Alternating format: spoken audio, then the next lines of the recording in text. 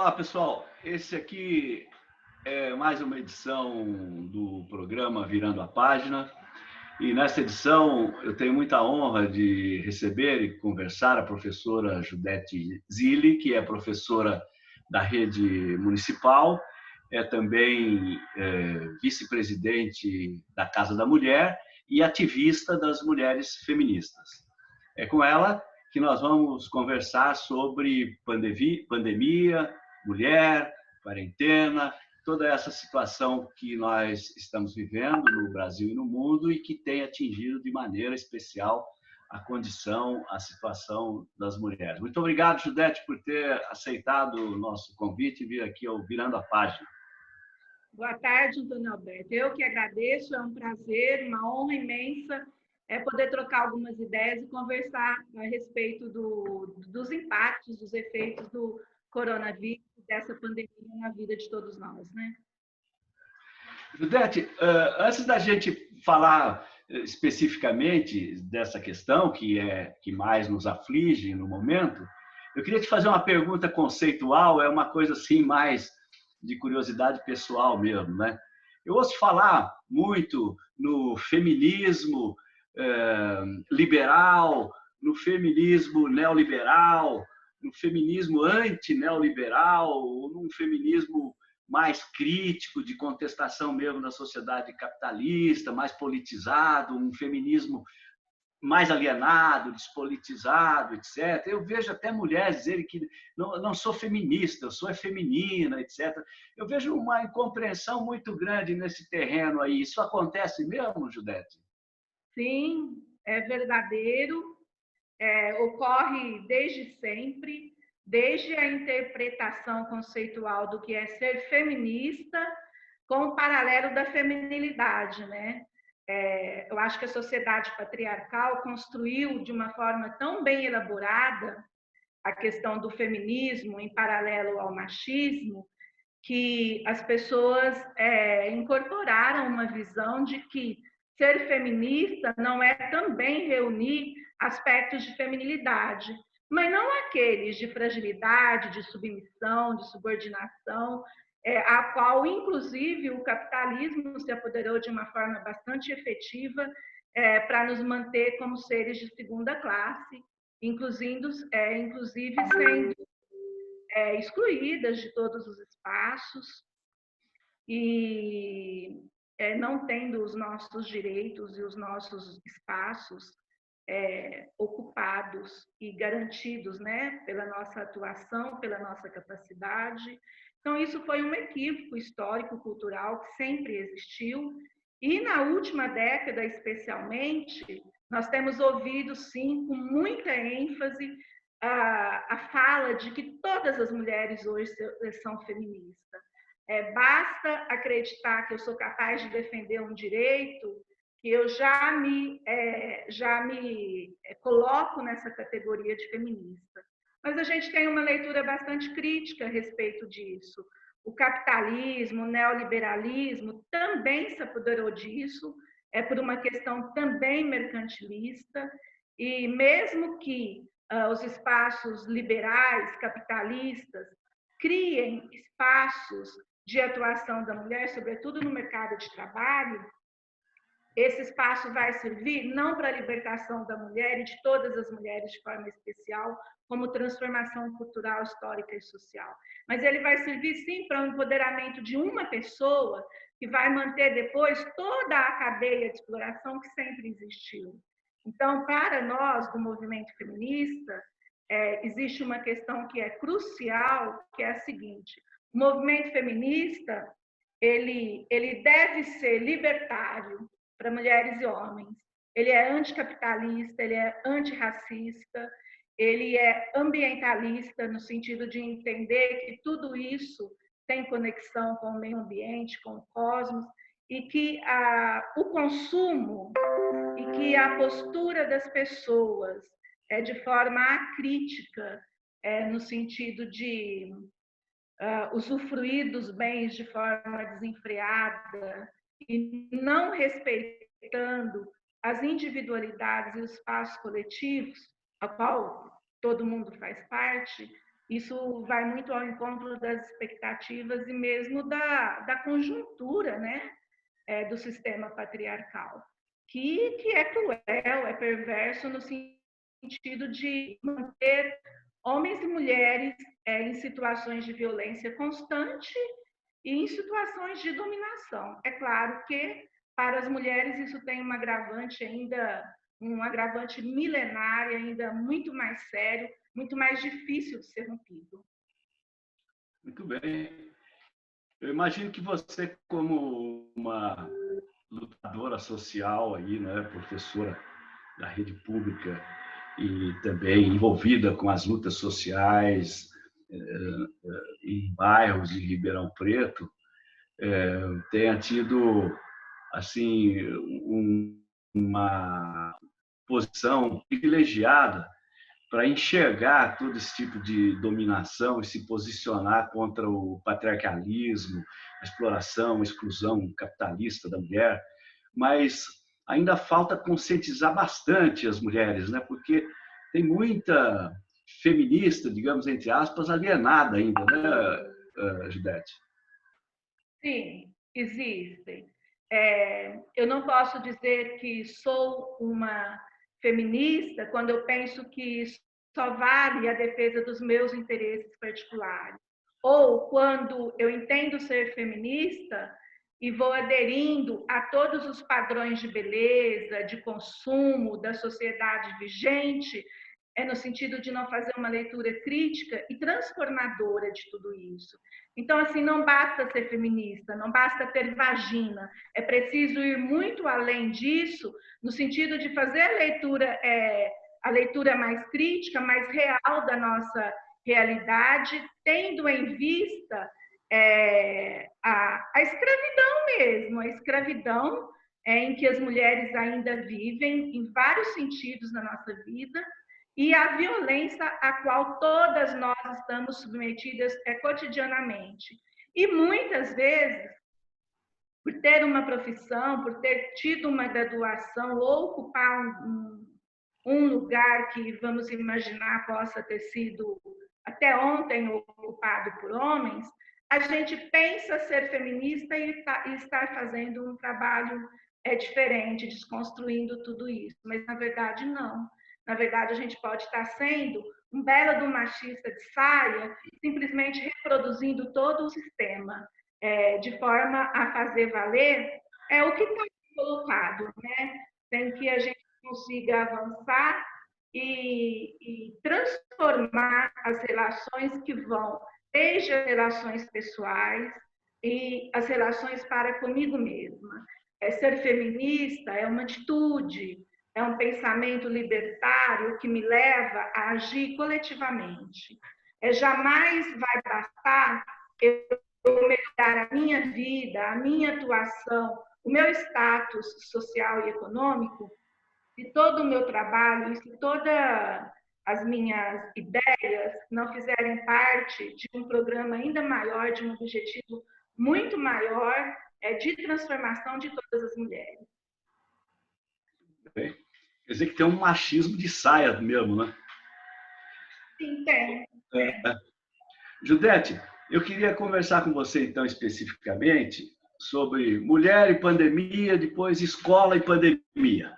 Você é ativista do feminismo, é vice-presidente da Casa da Mulher e é também professora. Então, eu queria me centrar nessas duas coisas aí, na sua experiência pedagógica de professora e na sua experiência de mulher e ativista, ok? Sim. Pode ser?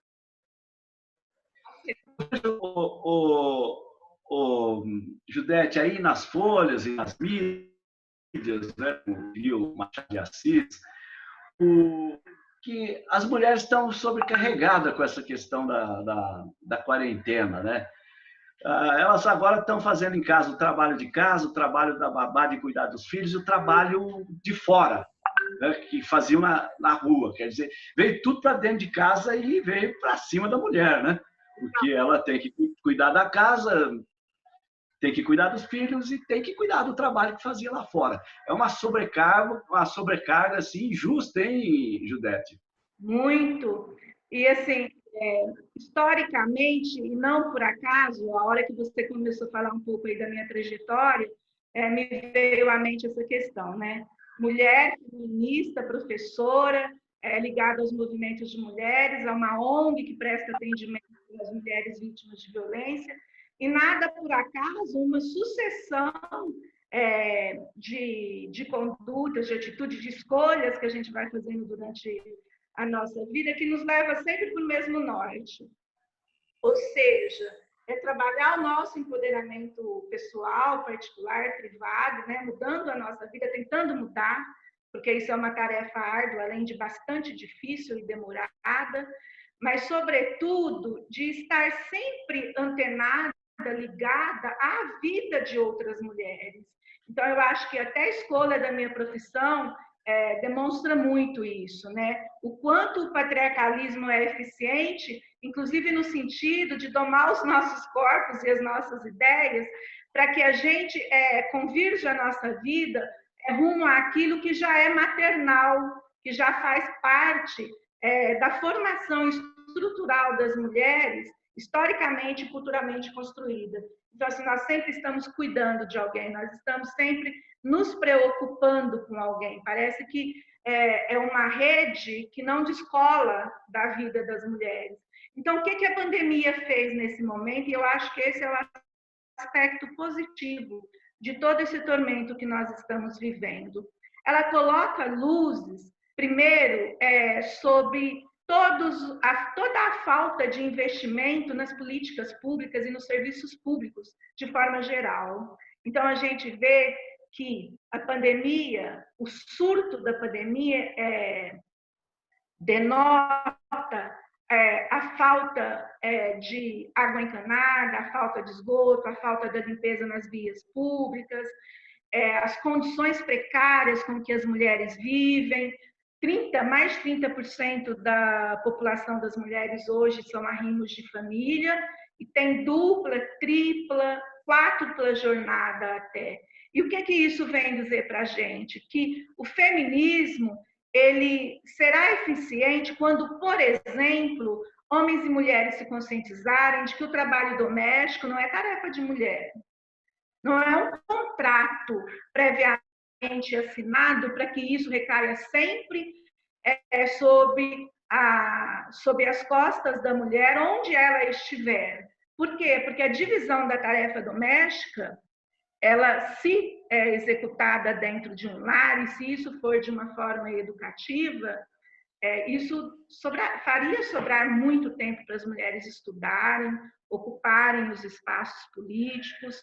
E aí a pandemia está mostrando o seguinte, a gente vê enquanto professora, mães, famílias, que às vezes nem falam um obrigada para a professora no final do dia, elas estão hoje tendo que ficar em casa com 2, 3 crianças, estão tendo que ter acesso, buscar os recursos na internet para poder ter acesso à atividade a ser realizada. Estão criando um malabarismo imenso para ocupar o tempo das crianças, e isso está envolvendo todo mundo. Isso é um aspecto bom que a nossa sociedade tinha perdido, né? Sobretudo nas últimas décadas.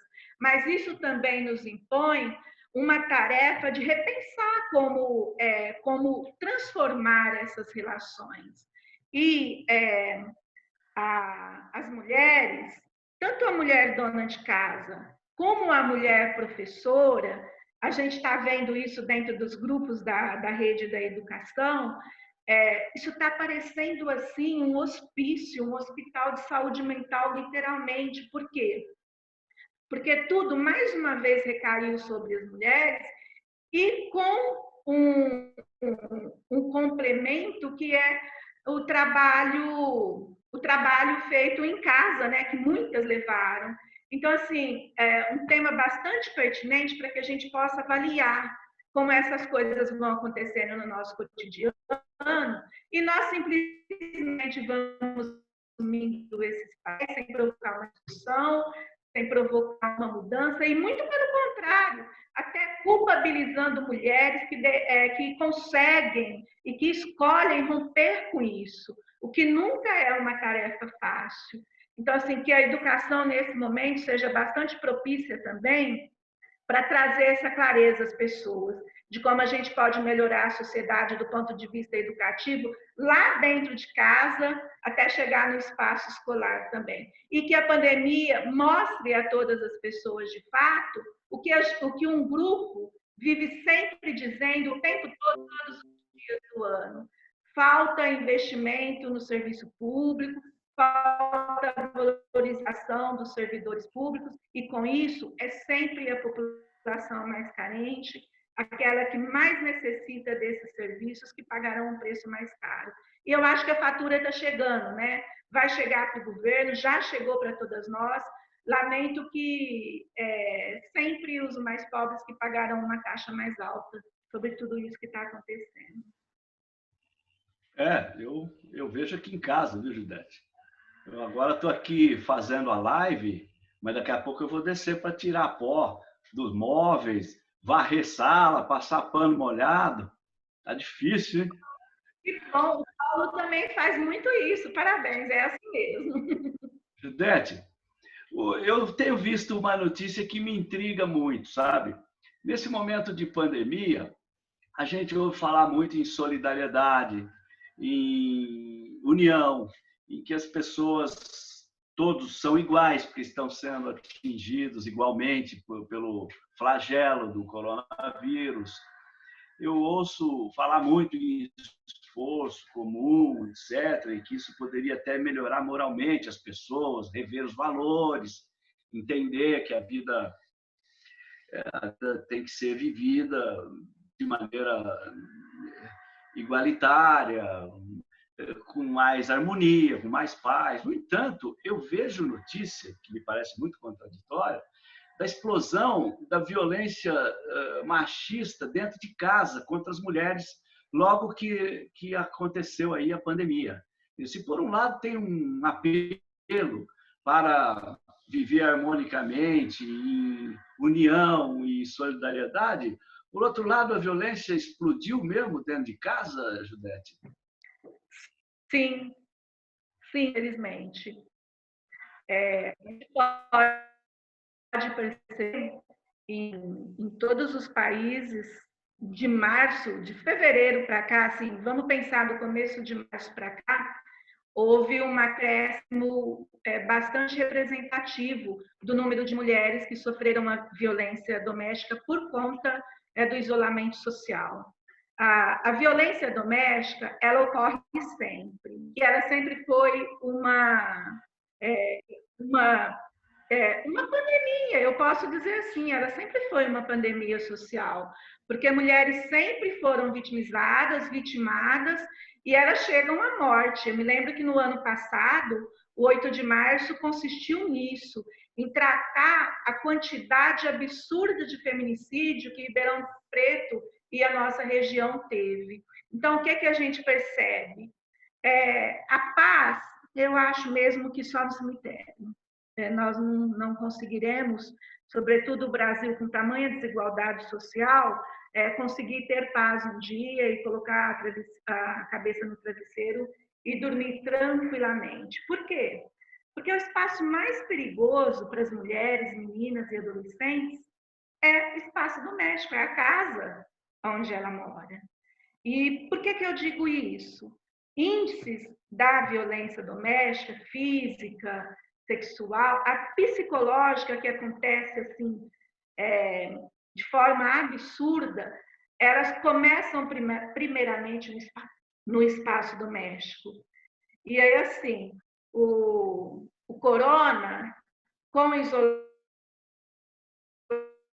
isolamento, propiciou que pessoas se juntem em espaço pequeno, se a gente pensa na realidade da maioria das pessoas do povo brasileiro, no espaço pequeno, com imensas dificuldades financeiras, onde falta tudo. Falta a estrutura física, falta alimento, falta a saúde mental, falta o equilíbrio. E aí eu não posso pensar que a violência ocorra só por isso. Ou, como disse o nosso presidente, vamos terminar a quarentena e pôr o povo para trabalhar, porque senão mais violência doméstica vai ocorrer. Isso pode ocorrer sim, mas eu acho que antecede uma questão para a gente gritante. Os seres humanos são violentos, os homens, imensa maioria, por conta da cultura patriarcal, carregam em si uma violência mortal e, no lugar onde muita gente e situações se encontram, a primeira pessoa a ser vítima disso vai ser a mulher. Por quê? Porque esse homem não vai conseguir lidar com esse sentimento de fracasso, de impotência com que realmente ele vai sentir, sobretudo nesse momento que ele está lá. Por que lá? Por que lá? Porque ele não está com o amigo, porque ele não está jogando futebol, porque ele não está jogando conversa fora, porque ele não está tomando a sua cervejinha no boteco. Então, isso vai explodir de uma forma tal que vai fazer com que as mulheres sejam as primeiras vitimizadas e, consequentemente, as meninas e adolescentes também. Então, o que a gente vê durante esse período da pandemia? A Suíça, a Espanha, a China, a Itália, o próprio presidente da ONU declara em alto e bom som que é necessário que os países, estados e municípios pensem e repensem sobre as políticas públicas no sentido de combater e de minimizar a violência doméstica durante o período da quarentena. E onde que tem um eixo bastante central nisso? Alguns países fizeram campanhas públicas no rádio, na TV, nos meios de acesso de comunicação, dizendo para a mulher, olha, quando for levar o lixo, faz a ligação pelo celular. Quando for ao banheiro, já que não tem um espaço muito adequado onde o homem não vai ver essa denúncia, faça o que é necessário e procure a rede de proteção. Há, inclusive, relatos de mulheres que foram duplamente violentadas por conta do uso do aparelho celular. Porque através das mídias ela consegue ter contato com outras pessoas, ela mantém os seus grupos de comunicação e ela tem mais recurso para pedir ajuda, para acessar a polícia, para acessar a justiça. Então, por exemplo, nós tivemos algumas denúncias de casos em que a mulher estava impossibilitada de procurar os recursos existentes neste período, porque o primeiro instrumento a ser destruído foi o aparelho celular. E assim, e ainda tem uma outra questão, né, que no início pareceu muito forte para nós.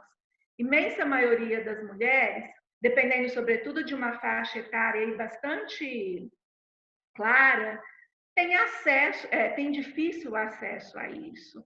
É pela potência da rede da internet, pelo próprio instrumento que tem, até pelo analfabetismo digital, que muitas vezes impedem as pessoas de saber como utilizar os recursos para procurar ajuda. Então, no início, isso afligiu bastante as ONGs, os conselhos de mulheres, todo mundo que atua nessa área, porque não estava sendo eficaz. E eu penso que ainda não. Eu acho que a gente pode chegar a uma conclusão que, mesmo com todos os recursos pensados, com todos os mecanismos, as mulheres ainda estão tendo essa dificuldade e, principalmente, a rede de proteção não está sendo utilizada a contento no sentido de atender a real demanda que nós temos hoje.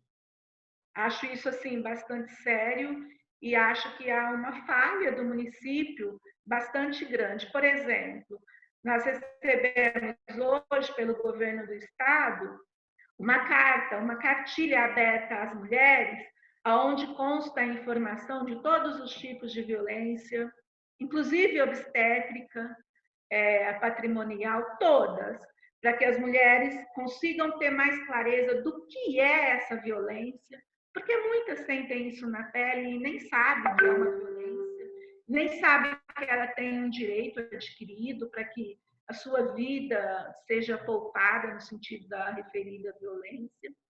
E também consta todos os endereços, telefones, contatos de WhatsApp, muito atendimento feito online, né? Então consta tudo, saiba onde recorrer de ajuda.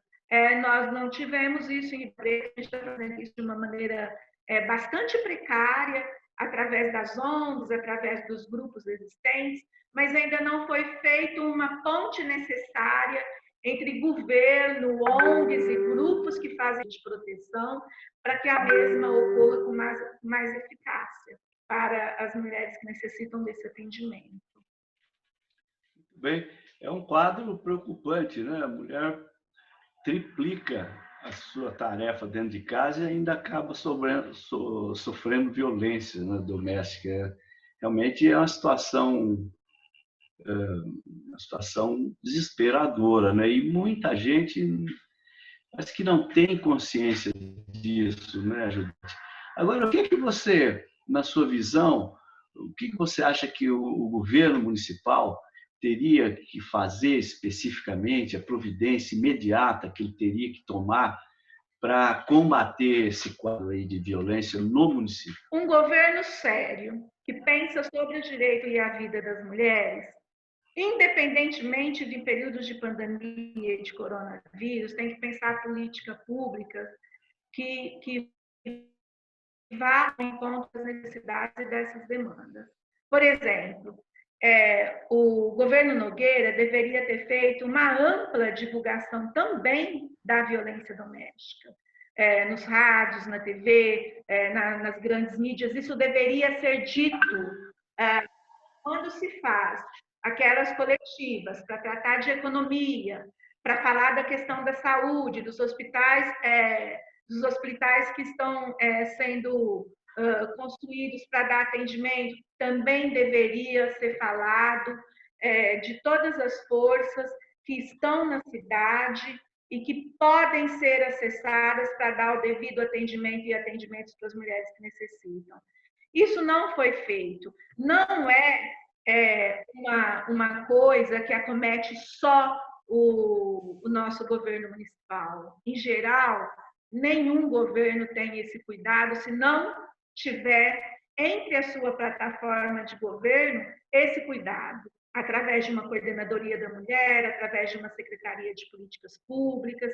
Por quê? Porque a Secretaria de Assistência Social ela não vai dar conta de pensar tudo isso sem que haja um investimento humano e financeiro para que sejam pensadas e implementadas o que já existe no município.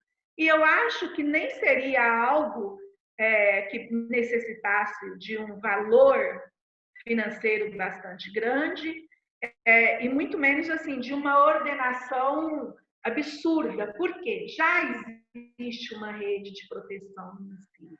Ela tem algumas falhas, tem algumas dificuldades, mas no momento desse, deveriam ter sido todas agrupadas num só eixo, para que em qualquer lugar, em qualquer circunstância, a mulher, ao fazer um telefonema, ao mandar mensagem para um certo número ou um certo grupo, todos os outros fossem acessados e cada um, a depender do trabalho que realiza, pudesse se prontificar a oferecer a ajuda que essa mulher precisa. E por que eu te digo isso? Você comentou muito bem a respeito. Em tempos de catástrofe, essa vontade, a caridade das pessoas aparecem de forma mais exacerbadas, mas a cesta básica ela acaba. Numa família grande, uma cesta básica dura poucos dias. Ela alimenta a fome, que já é muita coisa, mas é pouco perante todas as necessidades que a família carece. Então, assim, um conjunto de atitudes deveriam compor essa frente de combate a toda qualquer forma de violência doméstica. E aí eu incluo também os conselhos tutelares, por exemplo, a Guarda Municipal através da Patrulha Maria da Penha. Existem tantos mecanismos, existem tantos grupos que têm essa função e que não necessariamente estão atuando. Por quê? Porque não houve essa devida conexão entre os trabalhos e porque não houve, sobretudo do poder municipal, essa atitude de unir, de juntar os esforços de enfrentamento mesmo a esse momento crucial da pandemia. Muito bem. Judete, eu queria te ouvir um pouquinho sobre a sua experiência de professora, agora com a pandemia atingindo as atividades escolares, tudo parado, as crianças em casa, né, o ano letivo interrompido assim bruscamente, sem que houvesse tempo para algum planejamento, né? Simplesmente da noite para o dia tivemos que ficar em casa, as crianças, professores, a escola paralisou. Quer dizer, eu queria saber da sua experiência prática aí, né? Qual que é assim o grande prejuízo que você está vendo nessa paralisação brusca, assim, né? O prejuízo pedagógico, educativo, cultural das crianças, e o que está sendo feito para, se não superar, pelo menos minimizar essa situação de prejuízo evidente. Ok. Eu queria, antes de qualquer coisa, dizer que é profundamente angustiante e sofrido ser professora nesse contexto. E a mesma coisa eu posso dizer com tranquilidade em relação às famílias que a gente atende nas escolas públicas. E que são essas que eu citei com todas essas experiências até esse momento exato. E que, além de tudo isso, ainda nesse momento sofre com a questão da falta da escola, da educação. A gente sabe que a qualidade da educação no serviço público está muito aquém do desejado, nós temos muito a construir politicamente e financeiramente falando também, porque não há educação sem investimento. Contudo, o que houve pegou todo mundo desprovido. A gente percebe que o mundo ainda não sabe o que fazer com a educação durante e pós-pandemia. Todos vão precisar de um tempo para refazer o planejamento, talvez até pensar algumas questões do próprio currículo, porque já houve uma perda. Se eu voltasse segunda-feira agora para a escola, eu não voltaria no final de abril, começo de maio. Eu teria que voltar como se eu estivesse retornando das férias de janeiro, porque houve uma ruptura brutal nisso. Cognitivo. As crianças, as famílias, aos professores, funcionários, enfim, afetou todo esse sistema de ensino. E aí, o que a gente vê? Nós trabalhamos, nós estamos há um mês em quarentena, as primeiras 2 semanas nós trabalhamos de forma remota. Nós preparamos atividades, compartilhamos nos grupos de Facebook, de WhatsApp, uma parcela do material para quem não tinha acesso nenhum às redes, a computador, internet, ele foi disponibilizado na secretaria da escola para que as famílias pudessem buscar. Mas o que a gente percebe?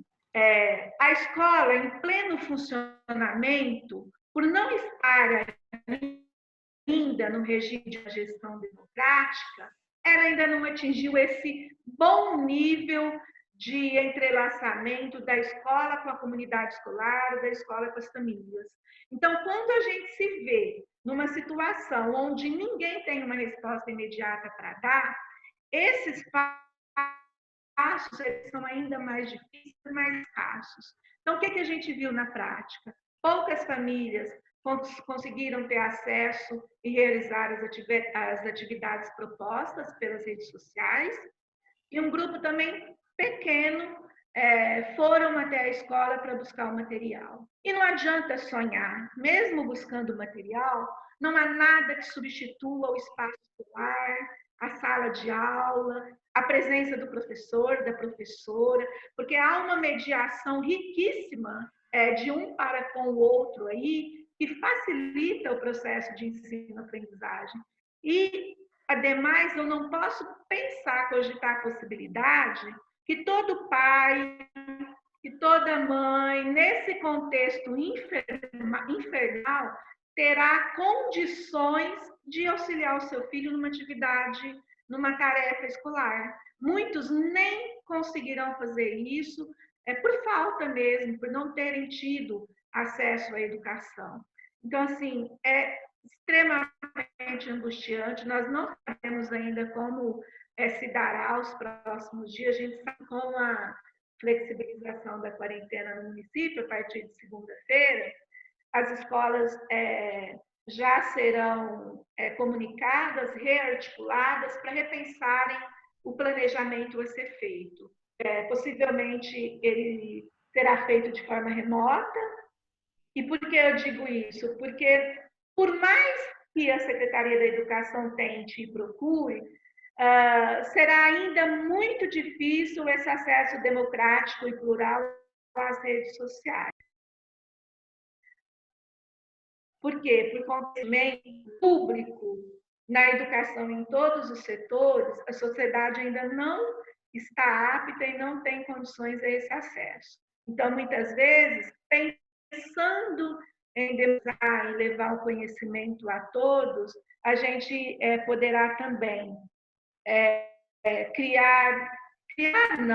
fomentar, colocar a luz em um gargalo brutal, que é esse que a educação pretende ser, fazer, e do que, de fato, as famílias têm acesso no prezado momento.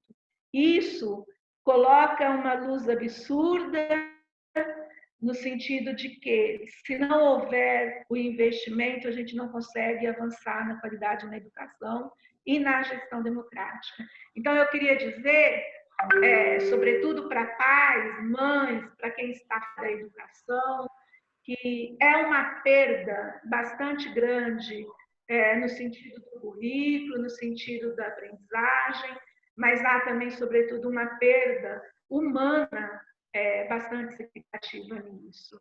E que pode ser que a gente recupere. Algumas coisas são irrecuperáveis, no sentido do tempo, mas que é um momento bastante oportuno de serem repensadas, de serem construídas, no sentido de haver transformação real.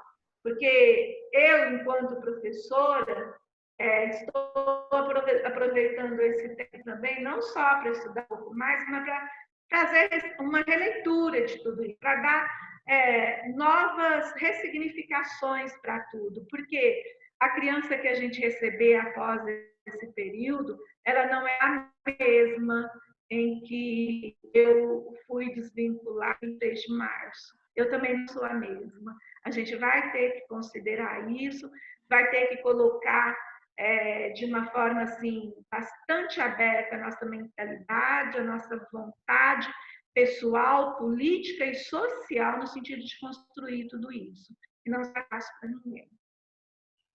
Dante, você estava falando aí, eu estava pensando, né? Essa maluquice da escola sem partido, tanto falou nesse ensino familiar, o ensino em casa, o ensino fora da escola, o ensino à distância, que o castigo acabou vindo, né?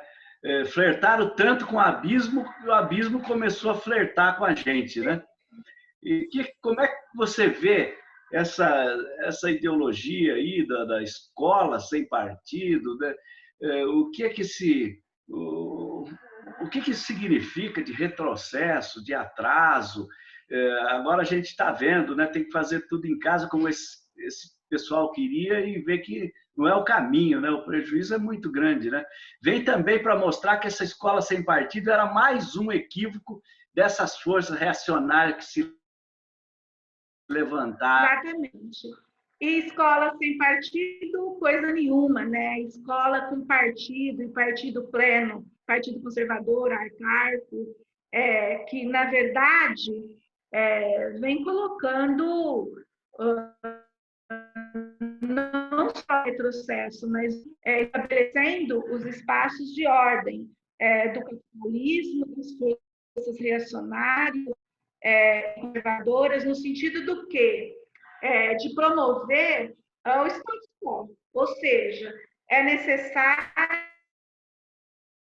que as escolas tenham partido, sim, eles dizem, sem partido, para manter as pessoas manipuladas, sem as devidas instruções e, principalmente, sem capacidade de fazer a leitura da vida antes da leitura da escrita, como dizia Paulo Freire, para que a gente transformar a nossa realidade e a realidade do mundo. Então, assim, não há neutralidade na educação de forma alguma. Toda a educação é intencional. E já que não foi aceito para esse governo e para um grupo bastante expressivo de pessoas que a educação deve ser democrática, plural, includente, que trate da sexualidade, que fale sim e que inclua sim as diferentes formas de ser e de existir e também os diferentes modelos de família. Por quê? Porque o mundo mudou e é necessário que se trate disso. Então, a escola sem partido ela é um engodo e eu acho que esse momento também permite que façamos com maior clareza essa leitura. A gente estava vendo o seguinte, no começo do ano, se não me falha a memória, cerca de 6.000 famílias defendiam uma ideia de educar seus filhos em casa. E parte considerável da população estimulada também pelos governos que querem cada vez mais precarizar e sucatear os serviços públicos, né? E, consequentemente, investir menos no social e no estado de bem-estar social como um todo, essas pessoas passaram a acreditar que o grande problema da sociedade é o servidor público, no sentido da má qualidade do serviço ofertado, no sentido dos altos salários. Então, a gente foi vista de uma maneira bastante negativa, bastante pejorativa, nada que pudesse contribuir para uma educação que consiga dialogar com tanta complexidade sobre diferentes assuntos. Então, assim, eu acho que essas famílias hoje conseguem pensar no que nós, educadores e educadoras, sempre dizemos. A escola, ela não serve só para ensinar matemática e português, não só para fazer conta, ou não só para saber fazer um texto, ler ou escrever. Ela é muito mais que isso. Ela é, sobretudo, um espaço dialógico e conflituoso, sim, de relações que vão construir, que vão constituir o ser a cada passo. Tudo isso faz parte da nossa formação, ela é necessária. E por mais que eu tenha, por exemplo, eu tenho uma neta, eu já tentei transferir um pouco do que eu faço na escola para ela, pelo menos numa aula, pelo menos em 50 minutos. Não dá, é difícil, é outra relação, é outro espaço. O nosso corpo, a nossa mente muda em acordo com o espaço, em acordo com a pessoa com quem estamos. Quer dizer, o exterior influencia num aspecto íntimo que não é o adequado naquele momento. Então, foi por terra. Eu penso que caiu por terra, só continuará batendo na escola sem partido, numa escola que não tenha gestão democrática, numa escola que não valorize a educação como um todo e todas as pessoas que estão nela envolvidas, e também uma escola que não valorize, que ainda não tenha aprendido a fazer essa ponte entre a escola, a criança que nós temos e a sua família. Eu acho que é um contexto tão ampliado, é uma conexão tão necessária, que o dia que nós conseguirmos avançar nesse sentido, a qualidade da educação se apresentará de uma forma mais amena do que a gente possa imaginar. Eu insisto em continuar acreditando nisso e eu insisto também em continuar aplicando Paulo Freire em toda a minha prática educacional, no sentido de que ninguém sabe tudo, ninguém conhece tudo, a gente aprende um com o outro, sim. Sem isso, a nossa formação fica muito precária, muito pobre e muito longe do que é ser humano. Muito bem. Judete, nós estamos sobre a hora, temos que parar por aqui. Eu queria perguntar se você quer dar um recadinho final aí. Eu gostaria de dar vários recados finais, né? A gente está sempre pensando nisso. Mas eu gostaria de dizer para as pessoas que há sofrimento no momento em que vivemos, ele tem muitas caras, ele tem muitas frentes, mas acredito também que muitos dos aspectos desse sofrimento que a gente está sentindo de formas diferentes pode fazer com que a gente se torne uma pessoa mais proativa, uma pessoa mais confiante, mais desejosa, de fato, em mudar, em transformar esse mundo que a gente vive. Ele, de fato, não está bom, ele carece de muitas mudanças, e eu quero acreditar nisso, e eu gostaria muito de poder ter esse convencimento para com as pessoas que me ouvem. Então, que a gente possa acreditar sempre o horizonte. A gente caminha, o horizonte sempre está lá, se afasta um pouco da gente, mas é ele que nos motiva a viver. Eu acho que, vamos falar de Ribeirão, né? Ribeirão, nos próximos meses, passará por experiências incríveis, por projetos inovadores, que a gente tenha essa consciência e essa utopia para construir e convencer as pessoas de que é possível, sim, ter um mundo melhor. É isso. Muito bem. Judete, eu queria agradecer muito a sua disponibilidade de ter vindo aqui no Virando a Página falar com a gente. Peço desculpa que da outra vez não foi possível, você tinha se disponibilizado também. Quero te parabenizar. O erro foi meu da outra vez, não consegui, ignorância tecnológica. Eu quero te parabenizar também pela sua luta aí, viu? Como mulher, como ativista, como professora, mãe, avó. Espero que você continue com essa fé, com a esperança que você demonstrou ter, né? No campo, lutando sempre no campo democrático, porque é disso que todos precisamos, e especialmente em Ribeirão Preto. Eu acho que a energia, a força e o conhecimento acumulados que você tem são, digamos, um patrimônio inestimável, e que bom que você acredita e está disposta a pôr tudo isso a serviço da nossa comunidade. Muito obrigado, viu, Judete? Eu agradeço muito. Dá um abraço também aí na Silvia Diogo, que eu sei que ela está aí do seu lado, e é também uma grande lutadora do povo. Sim, ela está aqui no outro quarto trabalhando também, atendendo. Ok. É isso aí, pessoal. Esta foi mais uma edição do Virando a Página. Nesta edição, eu recebi muito honrado e conversei com a professora Judete Zilli, que é também ativista do movimento feminista e vice-presidente da Casa da Mulher. Eu espero contar com a audiência de vocês nas próximas edições do Virando a Página. Até lá.